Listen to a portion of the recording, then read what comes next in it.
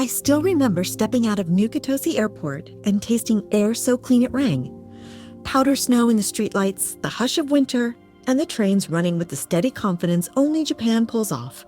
From the airport, the JR Rapid Airport slides you to Sapporo in about 41 minutes, and it runs constantly 6 trains an hour in the daytime.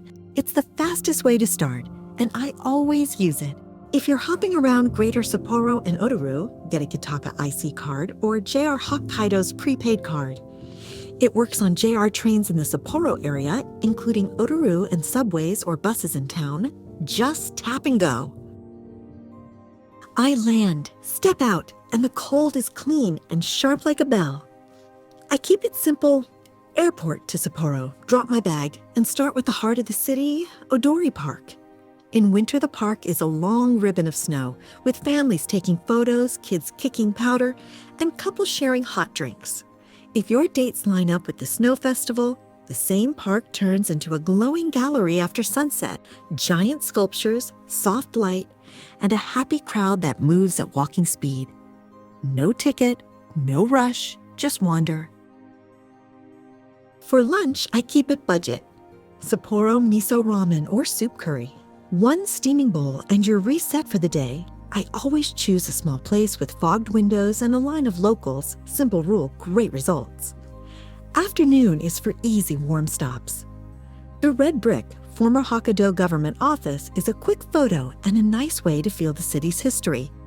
I drift through Tanaki-Koji Shopping Street, ducking into arcades and tiny shops, and grab a sweet bun or hot canned coffee from a machine, the kind of small comfort that makes winter fun.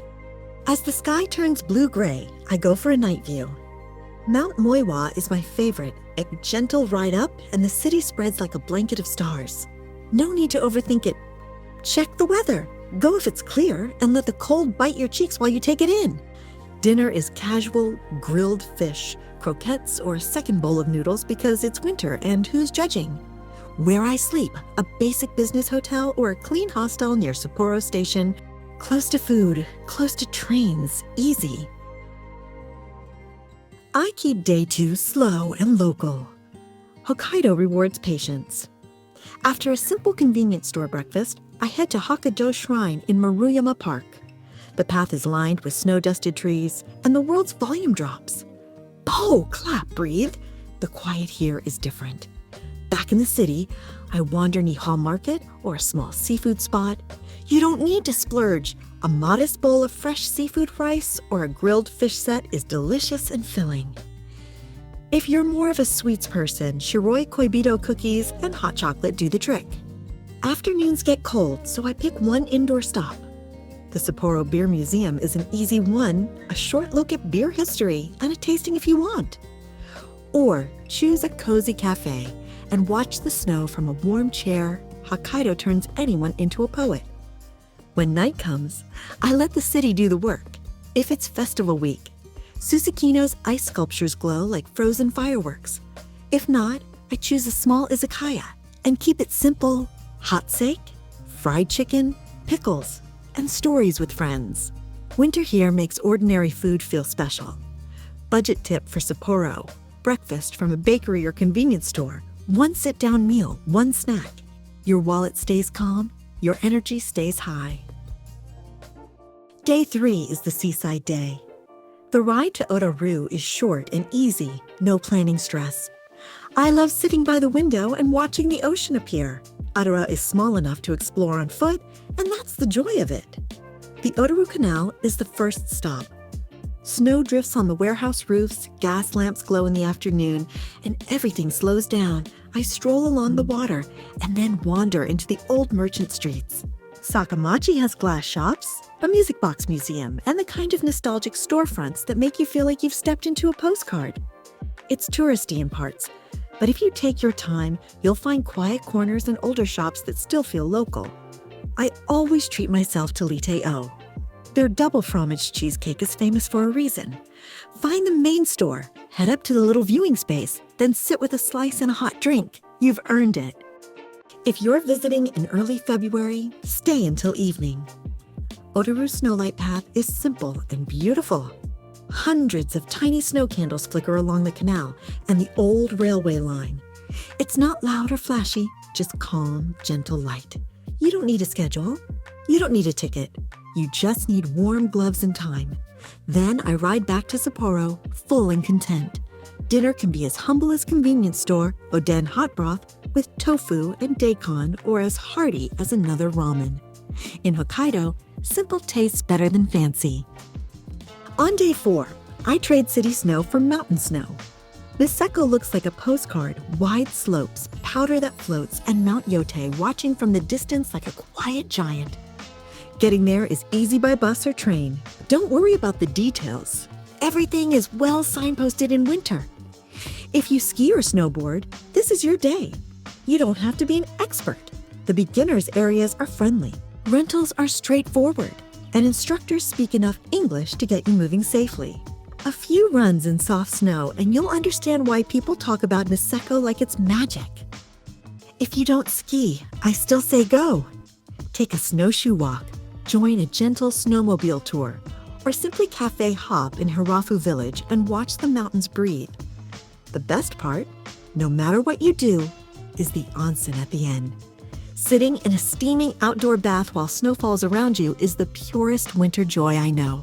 The heat sinks into your bones, your breath fogs the air, and for a few minutes the world is just water, snow, and silence. Dinner is easy: curry rice, soup curry, or a hot bowl of udon. You're in the mountains. Eat for warmth, not for Instagram. Sleep well in a hostel, a pension, or any simple lodge you find early. Niseko fills up fast, so book as soon as you pick your dates. The last morning is for closing the loop. If you loved skiing, sneak in a final hour. If not, take a slow walk on a quiet road, listen to the crunch under your boots, and say your goodbyes to the mountain. Keep your day simple. In winter, the weather decides the schedule, not you. Leave time for the journey back, and don't fight the snow. Hokkaido respects people who don't rush. When I reach Sapporo again, I always do 2 things.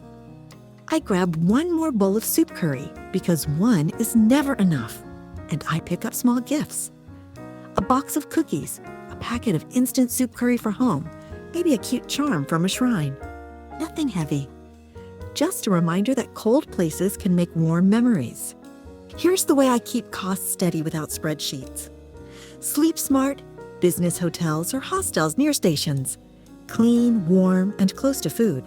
Eat simple: 1 convenience store breakfast, 1 sit-down lunch, and a casual dinner. Snacks in between if you like. In Hokkaido, the cheap option still tastes great. Pick 1 splurge, an onsen day, a lift pass, or a special dinner. Not all 3. 1 treat feels more special anyway. Use trains and buses as they are. You don't need to memorize routes.